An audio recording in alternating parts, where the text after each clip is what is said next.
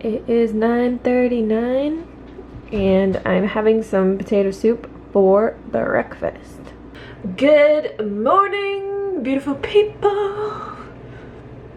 I was just reading through some of your comments on my last video. I just want to thank you guys for being so supportive, loving the vlogs. I've seriously never been this motivated to do YouTube in a long time, and I personally think that it is solely from fueling my body the right way. My mood is so much better, I'm so much happier, I have so much energy. What is hilarious to me though is ever since all these big YouTubers have become not vegan anymore, I get so many troll comments on my channel that are just like ridiculous. I mean, I read one this morning. Somebody said that I look like I have aged 20 years in the last 3 years. 20. So I look like I am 53 years old. Really? Huh. Anyways, one of the biggest things that I had to get over to be consistent on YouTube is to not give a crap what people think about me. And I personally think that is the #1 goal in life. I admire people so much who don't give a crap about what other people think, because it just ruins your whole life. If you're constantly living for the approval of other people, you're never going to be happy. Nobody is ever going to be happy. Everybody is going to always find something wrong with you. You should have done it a different way. You should have went to college. You should have done this. You should be like this. You should talk like that. You shouldn't do that. Whatever. Literally, if you live your life that way, you're just never going to be happy. So I really had to learn to just, you know, do what I do and share what works for me and not care what people think. And yeah, I talk about troll comments and stuff. They don't bother me. I think they're hilarious. I think it's hilarious that I look like I'm 53. I have to switch my camera out, but today I wanted to give you guys a little garden tour because I haven't done that in a while, and I haven't showed you guys on this channel our greenhouse. So we're gonna do that. I'm gonna switch my battery out. I just wanna say, before I switch this out, I woke up this morning, I did my Couch to 5K run, so I'm done with week 3, on to week 4 next week, and I had some potato soup. We are going out to eat with my parents tonight, actually for lunch. I don't know why I said tonight. I wanted to make sure that I ate something really filling and healthy this morning before lunch, because if I go into a vegan restaurant too hungry, I'll just eat everything. And I would rather go there full. Like, I might even eat some more soup before we go and just kind of try a little bit of everything. I mean, we've been to this restaurant a million times, so I've had everything on the menu. And yeah, this is just not an excuse, Hannah. You know, just have a little taste of everything, because it is all very high fat. It's very healthy, it's vegan, but it is all very high fat. It's a vegan burger place that our friends own in Tucson, called Butte Burger. If you've ever been there, it's in the MSA Annex. But anyways, that's my tip. If you're going out to eat, just make sure you eat before you go. Don't go to a vegan restaurant hungry. So the full garden tour. Right outside our door, we have this beautiful mulberry tree. We got this thing 2 years ago, and it is just massive. This is actually a baby mulberry tree, if you can see. And this guy is probably only 6 months old, so I'm kind of hoping he survives through the winter. But these are amazing trees if you live in southern Arizona. They grow so well out here. This is a peach tree that is watered off of our shower water, just like this one. It is deciduous now, so it's just losing its leaves. And then over here we have a fig tree that is watered off of our sink. This little area, I just have some cute plants that I'm hoping grow big. This is a rose bush, lavender. I don't know what this is. It's like a desert something. This is actually one of those baby pine trees from Trader Joe's that my parents got me last year for Christmas, and I put it in a pot because my idea was to roll it into our house when our house is built. But it's so interesting how it used to be growing like this, and now all the pines are growing like this. So it must have been hybridized in some way. This little plant right here is called Bells of Ireland, if you've ever seen it before. I think this one's gonna last. It's getting pretty big. We have 3 aloe plants in our yard, and this one is having babies. Look at it. This is one of my little herb gardens. So I have lemongrass, cilantro, Thai basil. We've got some lemon balm, oregano, and more cilantro. Which this cilantro I didn't plant, it just started growing. In this corner, we have a raspberry bush that I just put outside. It was in the greenhouse, was not doing very well in the greenhouse. So I put it outside and we'll see how it does. We've gotten a few raspberries off of it, but it should get pretty big. It's looking rough right now, but it's gonna survive. These are just native cactus, barrel cactus that grow all over in our area. We have probably like 6 or 8 of them in our yard. I've got another rose bush here. This one is a white rose. If you can hear the bees buzzing around my head, this is a daily thing. This is another rose bush. This one is a yellow rose bush. Roses do really well out here too because they're very not deciduous, drought tolerant. This plant is a desert birds of paradise. I'll show you guys in the summer when it blooms, but it's really, really pretty. And they grow really well out here too. Okay, on to the garden with food. So here we have a passion fruit vine that just started doing well. All of this is butter lettuce that you've seen me pick in my videos. I have some collard greens growing. I don't know how well they're gonna do because it's kind of late in the season, but we'll see. We have some spinach here, endive, and then all that over there is carrots. Got a little palm tree growing. This one's doing really well. This guy is a Palo Verde tree. It's kind of hard to see, but he's doing really well. Him or her, we're not sure yet. And then in this garden, we got all the kale. This is all dinosaur kale. And there's a lot of it. It has gotten eaten a little bit by some bugs, but that's okay. The bugs need to eat too. We got some thyme here, growing like crazy. This has been here for a few years.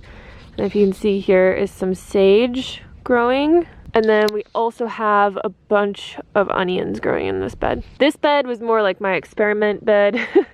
I got some broccoli over there, kale, 2 spinach plants, some more kale, some more spinach. We got broccoli just popping up here. Here's a kale plant, and then we got some mustard greens as well. Just staying nice and warm, huh? Bubba is 10 years old. Look at this dog. Doesn't he just look like he's just a baby? He's in such good shape. Here's our beautiful view of the mountains. Our big garage. I also have to point out that we have 40 acres of land out here, and all these trees that you see are actually food-bearing trees. So they're mesquite trees that, mesquite is basically like a little pod, and you take it and you grind it into a flour, and then you can make all kinds of stuff out of it. Alright. Whew. Into the greenhouse. Whoa. Can you see how foggy? Oh, even the camera's fogged. Can you see that? It's because it's 90 degrees in here. And the humidity is at about 80%. See if I can get this to record. This is our greenhouse. A lot more stuff over there. So I'll give you a little walkthrough. A lot of this stuff is just an experiment. This is all amaranth greens. If you've ever seen it grow, Google it. It's super beautiful. This is a corn variety that is a heirloom corn. We got some dill here that my beautiful neighbor Yvonne gave me. These are all on sawzy beans. They're so interesting how they grow. Down here we have a lot of strawberries that I have been hand pollinating. You basically just kind of touch the flowers when they pop up, and then they turn into little strawberries. So those are all strawberries. This is a broccoli plant, which I might put outside I think it's gonna be a little bit too hot in here for him to flower, but I just had to get him started because as you can see, these are broccoli and they're very tiny. And then these are cauliflower and these are kabocha squash, which I'm not sure if they're gonna do anything, but they're growing like a weed. All these little guys down here are different varieties of tomatoes that I have growing because tomatoes are self-pollinating, as you see on this one. It's a tomato tree that had a ton of flowers on it. Basically, all you do to pollinate a tomato plant is you take, I bought this electric toothbrush at Walmart. You just take an electric toothbrush and you go on the flower. And that is how you pollinate them. So they will grow tomatoes without bees. You're basically just doing what a bee would do. Up here we have more tomatoes. We have lots of tomatoes because I'm gonna can them. This is another squash. Baby dill. Here's a baby basil. And then this is oregano, more lavender, a mojito mint, and just a normal peppermint plant. We have baby cilantro, you can barely see. These are all greens that are doing pretty good. Got spinach, lots of little gem lettuces that I'm probably gonna put outside soon. All these guys down here are cucumbers, so I'm not really sure what these are gonna do either, but we'll see. This is a Meyer lemon tree. We have a kumquat tree here that has tons of tiny kumquats on it. He's gonna go outside once our backyard for our new house is finished. It's got so many kumquats on here. Then we have two beautiful fig trees here that I grew from like a 2-inch tall plant. And I got these guys in March, so that's how much they've grown. You already saw our big tomato plant. And then this guy is another mulberry tree that I got, again, 2 inches tall. I get the live plants from rareseeds.com and they're about $3 or $4 per plant and they just grow so well. Like this one is probably 4 feet tall. Look at it. Over here we have a mini Loa Tangelo that's gonna go outside in our backyard once our house is finished. Again, he's got lots of new growth. This is a this is just a Mexican lime, which is gonna have to go in a bigger pot because he is going to have to stay in the greenhouse. I don't know why I call all my plants he's. Some of them I call she's, I guess. Here we have a pepper plant that has about 3 or 4 peppers growing on it. This is another squash. And then we got broccoli, moringa, a blackberry bush that's gonna go outside, another moringa, another fig tree, and then more blackberries. These guys back here are some tomato plants that I'm growing. If you can't tell, we really like tomatoes. Another moringa and blackberry and tomato. So yeah, that's pretty much what we've got going on garden-wise right now. I'm still learning how to garden. But if anybody's interested in gardening, honestly, the biggest thing that I messed up that I think is the most important is planting stuff at the right time in the right season. And I'll put a link down below to a website where you can just type in your zip code and it will tell you based on your zone and the temperatures, like what time you should be starting seeds, planting seeds, harvesting seeds. Because that was the biggest thing I messed up, was trying to just grow stuff at the complete wrong time. Plants are very simple to grow. You just put them in the ground and water them. It's just they need, you know, their certain temperature range. They need the care that they need and the growing season that they need. Okay, so it's about 12:30. We're not going to lunch until 3:30. I am so hungry. Ever since I started running and cycling again, like I'm just so hungry. And I took the potato soup out of the Instant Pot just because I don't like stuff sitting on keep warm all day. I feel like it goes bad faster. So I'm gonna make some rice with mango and soy milk because it's just something I've been thinking of lately. And we'll see how it is. It's gonna be like coconut rice, or no, it's gonna be like sticky rice, but with soy milk instead of coconut milk. All right, I got my rice, mango. I put a little bit of maple syrup in here, and I'm gonna put some soy milk on top. I feel like this is gonna be really good, but we'll see. That is pretty good. It's not as sticky as sticky rice, because I think the way that they actually do it in like Thai restaurants and stuff is they actually cook the rice in the coconut milk, but it's kind of just like a rice cereal. It's good. I like it. This is a little shipping container park that they made here in Tucson. Super cool. Our favorite restaurant, Butte Burger.